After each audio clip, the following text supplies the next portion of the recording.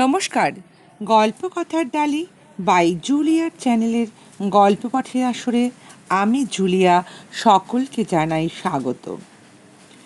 যারা আমার চ্যানেলকে সাবস্ক্রাইব করেছেন প্রথমেই জানাই তাদের অসংখ্য ধন্যবাদ। বয়োজ্যেষ্ঠদের জানাই আমার সশ্রদ্ধ প্রণাম।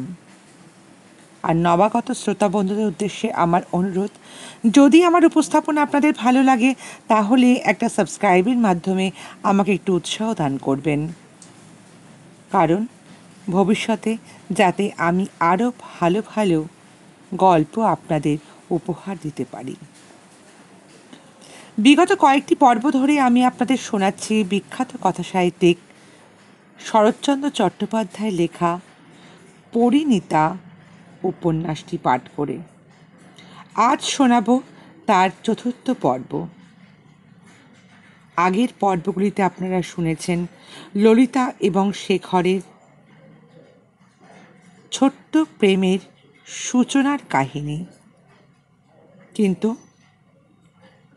সেই প্রেম আদতে কোনো দানা বাঁধতে পেরেছিল কিনা সেটা জানার জন্য আপনাদের শুনতে হবে আজ চতুর্থ পর্ব।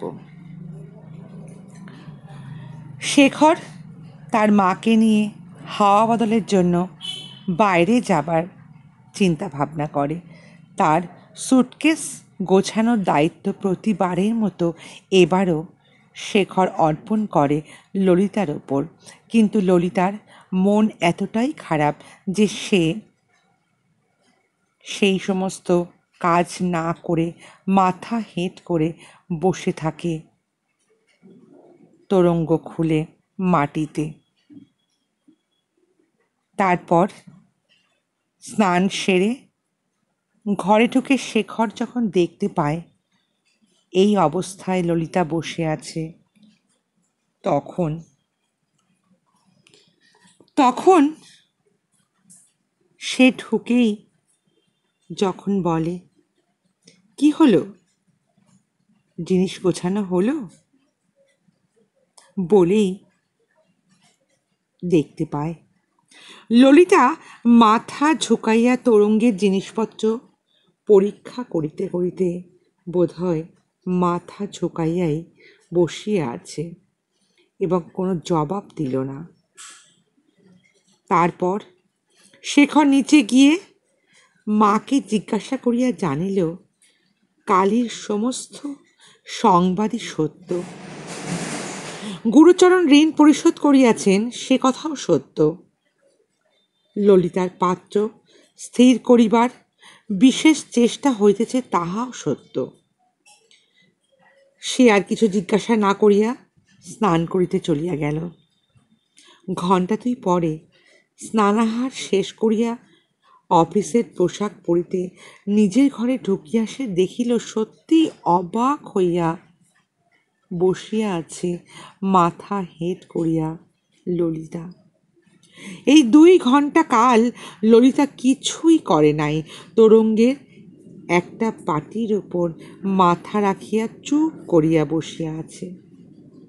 শেখরের পদশব্দে চকিত হইয়া মুখ তুলিতেই আবার ঘাড় হেঁট করিয়া রহিল। তাহার 2 চোখ জবা ফুলের মতো রক্তবর্ণ হইয়াছে, কিন্তু শেখর তাহা দেখিয়াও দেখিল না।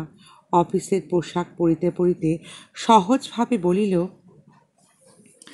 এখন পারবে না ললিতা, দুপুরবেলা এসে গুছিয়ে রেখো, বলিয়াই প্রস্তুত হইয়া অফিসে চলিয়া গেল।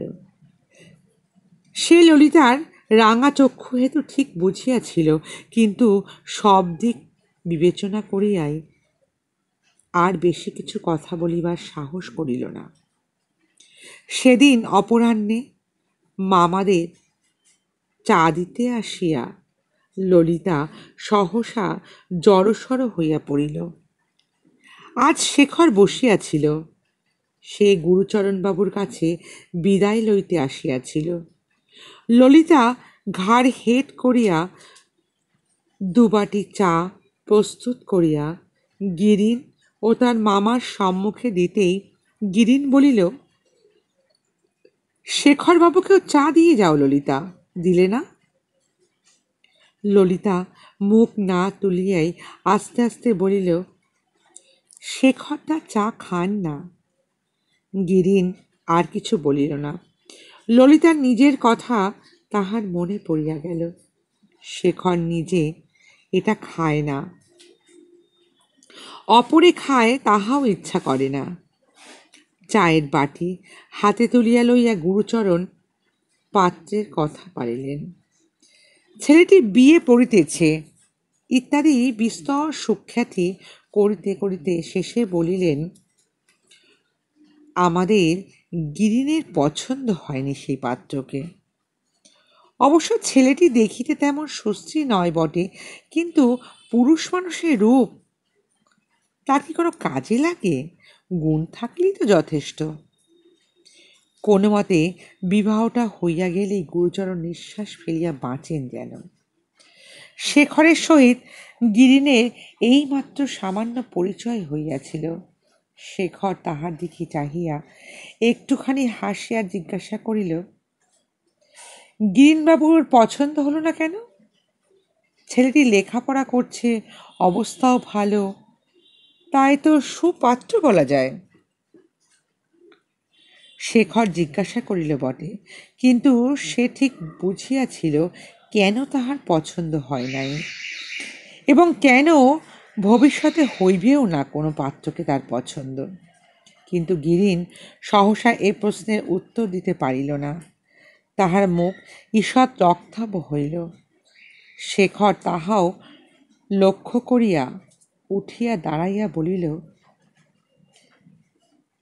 কাকা, কাল মাকে নিয়ে না একটু পশ্চিমে যাচ্ছি। ঠিক সময়ে খবর দিতে না ভুলে গেছিলাম, তাই এখন এলাম। তবে যদি কোনো খবর টবর হয়, আমাকে প্রয়োজন হয়, খবর দিতে ভুলবেন না কিন্তু। গুরুচরণ বলিলেন, সে কি বাবা, তোমরাই যে আমার সব। তাছাড়া ললিতার মা উপস্থিত না থাকলে তো কোনো কাজই করতে পারবে না। কি বলিস মা ললিতা? বলিয়া হাসি মুখে ঘাড় ফিরাইয়া বলিলেন, তাই তো। তারপরে হঠাৎ দেখলেন ললিতা নেই। তখন বলিলেন, ও মা, উঠে গেল কখন সে? শেখর কহিল, ওর কথা উঠতেই তো পালিয়েছে। গুরুচরণ গম্ভীর হইয়া রহিলেন। পালাবে বই কি, হাজার হোক জ্ঞান বুদ্ধি হয়েছে তো, বলিয়া সহসা একটা ক্ষুদ্র নিঃশ্বাস ত্যাগ করিয়া বললেন, মা আমার একেবারে যেন লক্ষ্মী সরস্বতী। এমন মেয়ে বহু ভাগ্যে জোটে শেখরনাথ। কথাটা উচ্চারণ করিতেই তার শীর্ণ কৃশ মুখের উপর গম্ভীর স্নেহের এমন একটা স্নিগ্ধ মধুর ছায়াপাত হইল যে গিরিন ও শেখর দুজনেই আন্তরিক একটা শ্রদ্ধার সহিত তাকে নমস্কার না করিয়া থাকিতে পারিল না। চায়ের মজলিস হইতে নিঃশব্দে পালাইয়া আসিয়া ললিতা শেখরের ঘরে ঢুকিয়া উজ্জ্বল গ্যাসের নিচে একটা তোরঙ্গ আনিয়া শেখরের গরম বস্ত্রগুলি পাট করিয়া গুছাইতে আরম্ভ করিয়াছিল। শেখরকে প্রবেশ করিতে দেখিয়াই মুখ তুলিয়া তাহার মুখের পানে চাহিয়া সে ভয়ে বিস্ময়ে নির্বাক হইয়া রহিল। মকদ্দমা সর্বস্ব হারিয়া মানুষ যেরকম মুখে আদালত হইতে বাহির হইয়া আসে, এ বেলায় মানুষকে যেন ও বেলার সহসা মানুষ চিনতে পারা যায় না। এই 1 ঘন্টার মধ্যে তেমনি শেখরকে ললিতা যেন ঠিক চিনিতে পারিল না। তাহার মুখের উপর সর্বস্ব হারানোর সমস্ত চিহ্ন যেন কে একটা চিহ্নিত করিয়া দিয়াছে। শেখর শুষ্ক কণ্ঠে জিজ্ঞাসা করিল, কি হচ্ছে ললিতা? ললিতা সে প্রশ্নের জবাব না দিয়া সরিয়া আসিয়া 2 হাতে তাহার একটা হাত লইয়া কাঁদো কাঁদো হইয়া বলিল, কি হয়েছে শেখরদা? কই কিছুই তো হয়নি, বলিয়া শেখর জোর করিয়া একটু হাসিল। ললিতার করস্পর্শে তাহার মুখে একটা সজীবতা ফিরিয়া আসিল। সে নিকটস্থ একটা চৌকির উপর বসিয়া পড়িয়া সে প্রশ্ন করিল, তোমার হচ্ছেটা কি? ললিতা কহিল, মোটা ওভারকোটটা সঙ্গে দিতে ভুলে গেছিলাম, সেটাই দিতে আসিছি আপনাকে। শেখর শুনিতে লাগিল। ললিতা এতক্ষণে অপেক্ষাকৃত সুস্থ হইয়া বলিতে লাগিল, গতবারে গাড়িতে তোমার বড় কষ্ট হয়েছিল। বড় কোট অনেকগুলোই ছিল, কিন্তু খুব মোটাসোটা একটাও ছিল না। তাই আমি ফিরে এসেই দোকানে মাপ দিয়ে এটা তৈরি করিয়েছিলাম। বলিয়া সে খুব ভারী একটা ওভারকোট তুলিয়া শেখরের কাছে রাখিল। শেখর হাত দিয়া পরীক্ষা করিয়া বলিল, আমাকে বলনি তো? ললিতা হাসিয়া বলিল, তুমি বাবু মানুষ, তোমাকে বললে কি এত মোটা কোট তুমি তৈরি করতে দিতে? তাই বলিনি, তৈরি করিয়ে তুলে রেখেছিলাম।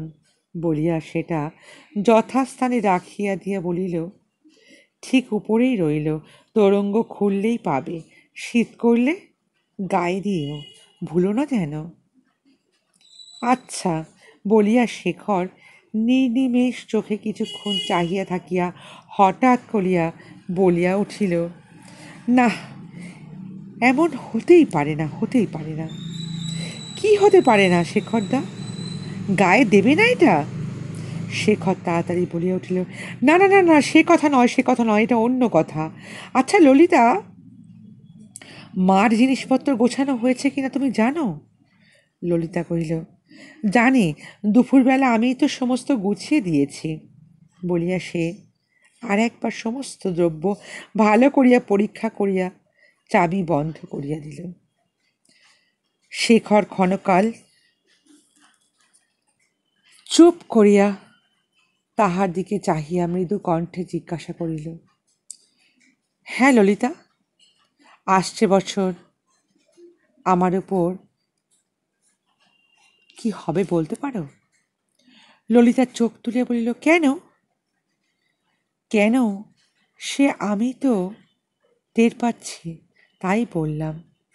বলিয়া ফেরিয়াই নিজের কথাটা চাপা দেবার জন্য শুষ্ক মুখে প্রফুল্লতা টানিয়া আনিয়া বলিল, কিন্তু পরের ঘরে যাবার আগে কোথায় কি আছে না আছে আমাকে একটু দেখিয়ে দিয়ে যেও, বুঝলে? নইলে দরকারের সময় কিছুই পাবো না খোঁজে। ললিতা রাগিয়া বলিল, যাও যাও। শেখর এতক্ষণে হাসিয়া বলিল, হ্যাঁ যাও তো জানি, কিন্তু সত্যি উপায় হবে কি? আমার শখ তো আছে 16 আনা, কিন্তু এক করাও শক্তি নেই। এসব কাজ চাকর দিয়েও হয় না। এখন এখন থেকে দেখছি তোমার মামার মতো হতে হবে আমাকে। এক কাপড়, এক চাদর সম্বল করে আমাকে জীবন কাটাতে হবে। ললিতা চাবির গোছাটা মেজের ওপর ফেলিয়া দিয়া ছুটিয়া পালিয়া গেল। শেখর চেঁচাইয়া বলিল, কাল সকালে একবার এসো, বুঝলে? ললিতা শুনিয়াও শুনিল না, দ্রুতপদে সিঁড়ি ভাঙিয়া দোতলায় নামিয়া গেল। বাড়ি গিয়া দেখিল ছাদের এক কোণে চাঁদের আলোয় বসিয়া আন্নাকালী এক রাস গাঁদা ফুল লইয়া মালা গাঁথিতেছে। ললিতা তাহার কাছে গিয়া বসিল, কহিল, হিমে বসে কি করছিস এখন কালী? কালী মুখ না তুলিয়াই বলিল, মালা গাঁথছে, আজ রাত্রিরে আমার মেয়ের বিয়ে। কই আমাকে বলিসনি তো? ঠিক ছিল না শেষদি, এখন বাবা পাঁজি দেখে বললেন আজ রাত্রি ছাড়া আর নাকি এ মাসে কোনো দিন নেই। মেয়ে তো বড় হয়েছে, আর রাখতে তো পারি না, যেমন তেমন করে বিদেই করছি, এই আর কি। শেষদি, দুটো টাকা দাও না গো, জল খাবার আনাই। ললিতা হাসিয়া বলিল, টাকার বেলায় শেষদি, তাই না? যা, আমার বালিশের নিচে আছে, নিয়ে নে। হ্যাঁ রে কালী, গাঁদা ফুলে কি বিয়ে হয়? কালী গম্ভীরভাবে বলিল, হ্যাঁ হ্যাঁ হয়, অন্য ফুল না পেলে হয়। আমি কতগুলো মেয়ে পার করেছি জানো শেষদি, আমি সব জানি বলিয়া খাবার আনাইবার জন্য নিচে নামিয়া গেল। ললিতা সেইখানে বসিয়া মালা গাঁথিয়া গেল। খানিক পরে কালী ফিরিয়া আসিয়া বলিল, আর সকলেই আমি না বলে দিয়েছি, শুধু শেখরদাকে আমার বলা হয়নি জানো, বাকি সকলকেই মোটামুটি হয়ে গেছে। যাই একবার বলে আসি শেখরদাকে, নইলে আবার দুঃখ করবেন বলিয়া ও বাড়িতে চলিয়া গেল। কালী পাক্কা গৃহিণী, সমস্ত কাজকর্ম সে সুশৃঙ্খলাভাবে করে। শেখরদাকে সংবাদ দিয়া নাবিয়া আসিয়া বলিল, তিনি একছড়া মালা চাইলেন, যাও না শেষদি, শিগগির করে দিয়ে এসো না গো, আমি ততক্ষণ এদিকের বন্দোবস্ত করি। এদিকে লগ্ন শুরু হয়ে গেছে, আর বেশি দেরি নেই।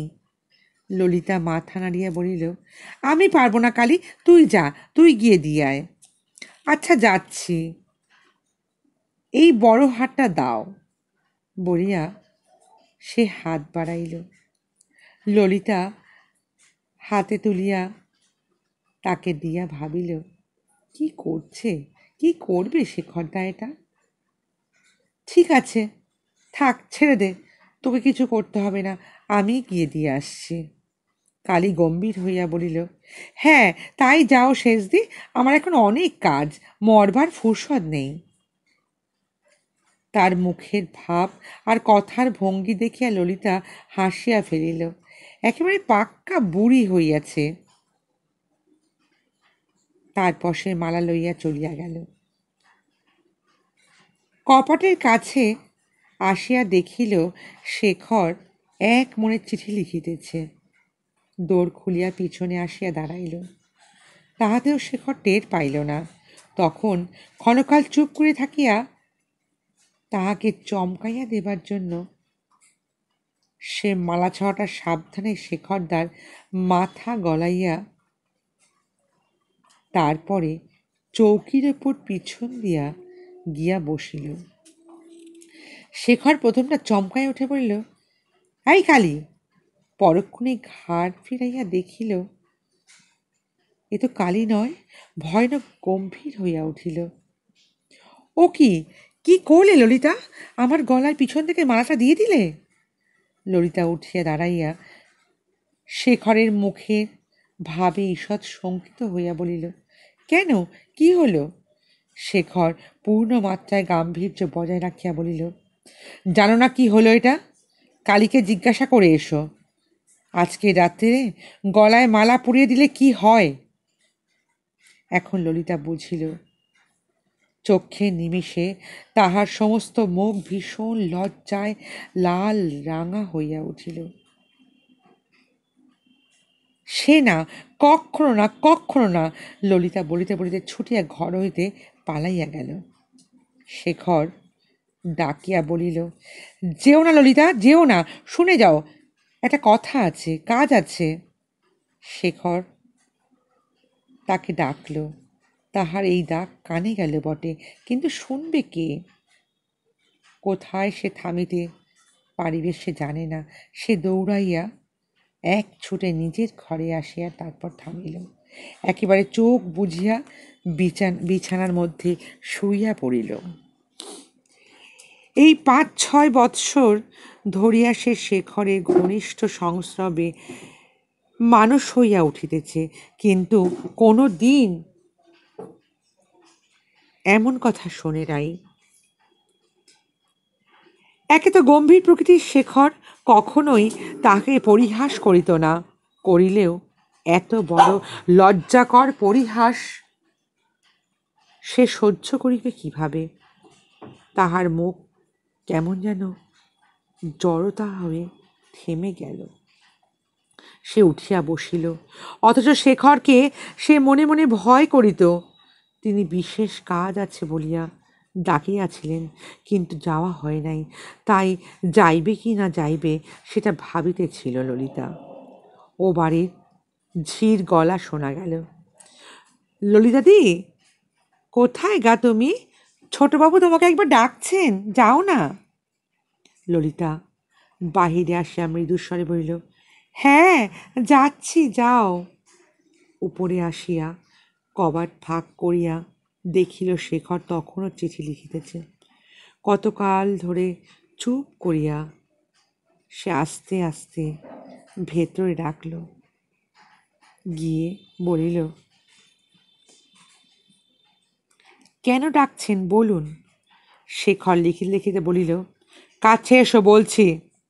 না, এইখান থেকেই বলো না। শেখর মনে মনে হাসিয়া বলিল, হঠাৎ কি এমন কাজ গেল যে দৌড়ে চলে গেলে? ললিতা চুপ করিয়া রহিল। শেখর মনে মনে হাসিয়া বলিল, হ্যাঁ বলছি, হঠাৎ কি একটা কাজ করে ফেললে বলো তো তুমি। বলো, কি কাজটা করে গেলে একটু আগে? ললিতা রুষ্টভাবে বলল, যাও তো, ভাল লাগে না, আবার সেই এক কথা। শেখর মুখ ফিরাইয়া বলিল, আমার দোষ কি? তুমি তো করে গেলে, বলো করনি? না না না, আমি কিচ্ছু করিনি, কিচ্ছু করিনি। তুমি ওটা ফিরিয়ে দাও না আমাকে। আবার কি ফিরিয়ে দাও?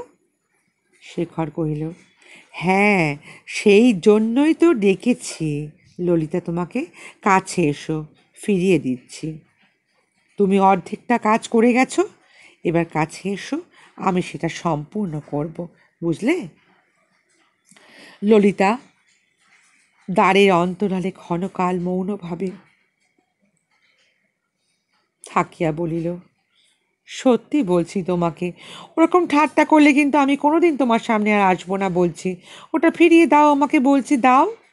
শেখর টেবিলের দিকে মুখ ফিরাইয়া মালাটা তুলিয়া লইয়া বলিল, নিয়ে যাও। না, তুমি ওইখান থেকে ছুঁড়ে দাও। শেখর ঘাড় নাড়িয়া বলিল, কাছে না এলে পাবে না মালা।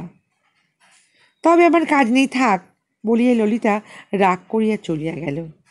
শেখর চেঁচাইয়া বলিল, কিন্তু অর্ধেকটা হয়ে থাকলো কাজ, বলে দিলাম আমি, শুনে রাখো মন দিয়ে। সে চলিয়া গেল বটে, কিন্তু নিচে গেল না।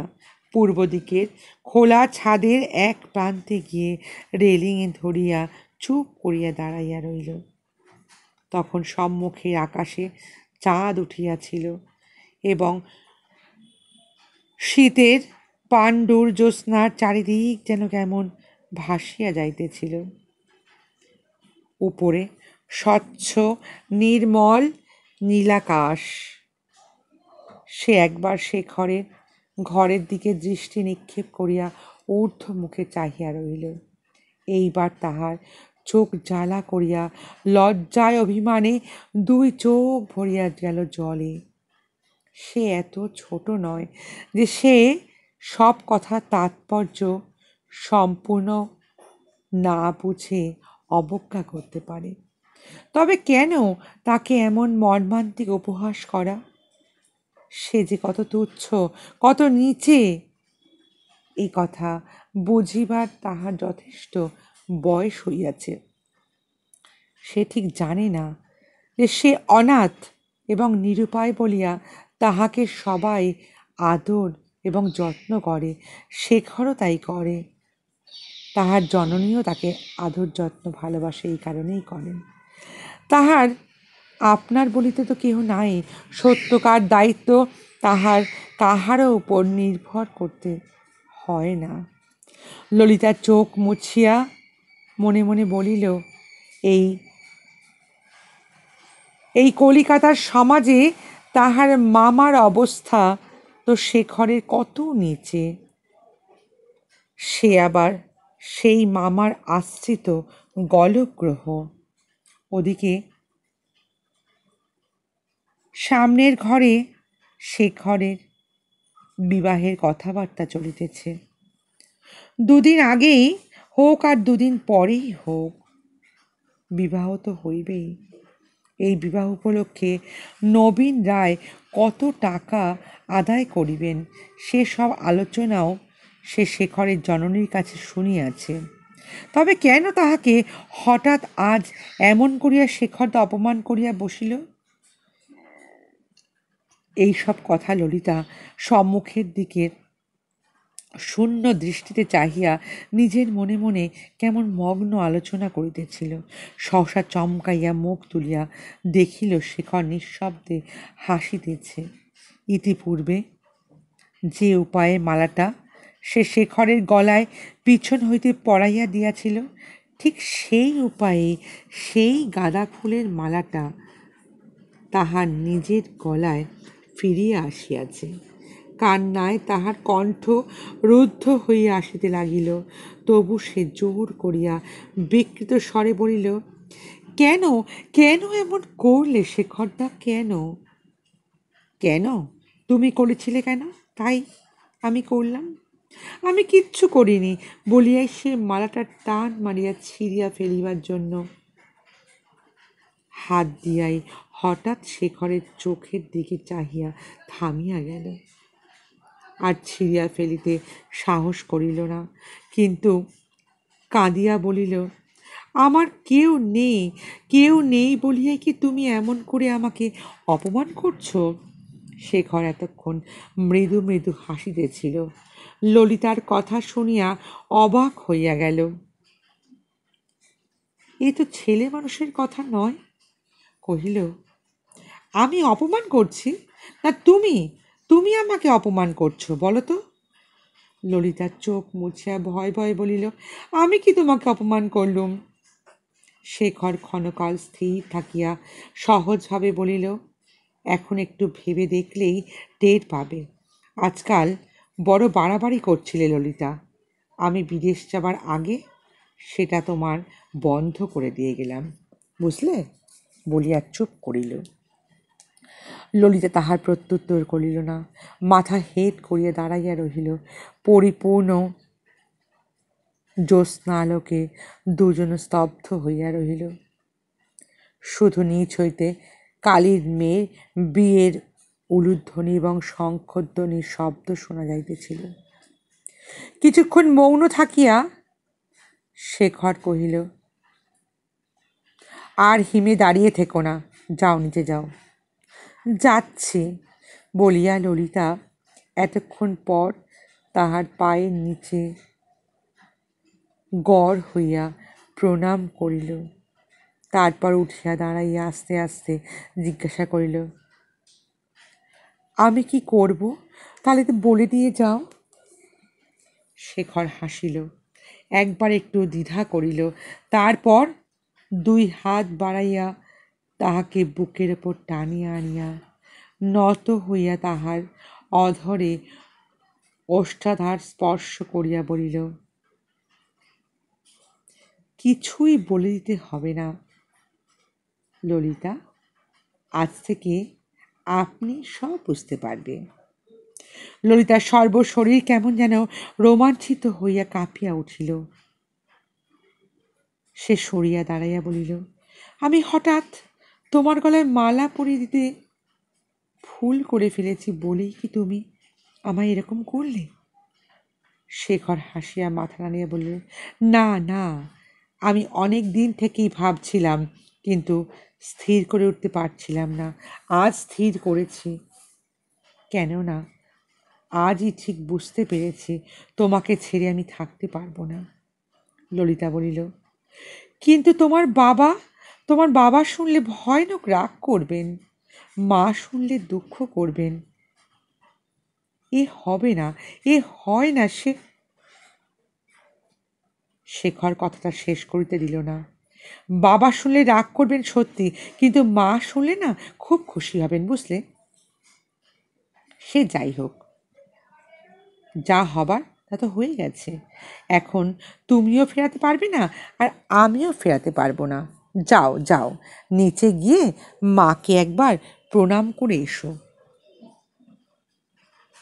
তারপর তারপর কি হবে? সত্যি কি শেখর ললিতাকে বিয়ে করবে, নাকি এই বিয়ে বিয়ে বিয়ে খেলাটাই থেকে যাবে? জানতে হলে অবশ্যই শুনতে হবে আগামী পর্ব। খুব তাড়াতাড়ি নিয়ে আসবো আগামী পর্ব।